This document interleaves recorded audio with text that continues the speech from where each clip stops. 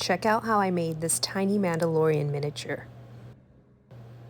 The base is spackle and then lots of layers of acrylic paint. After it's dry, I add a dirty water. Lots of dirty water. After that, I add these tiny lights.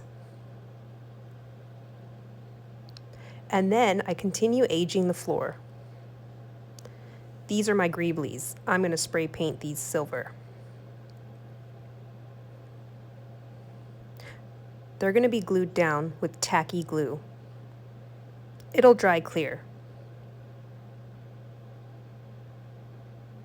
More lighting makes it cooler. I'm going to add this really cool stripe and this cool metal trim. I do all of my electrical work. Hiding it with a straw is pretty cool. Check out how cool this is going to look once you add your characters inside. And you're done.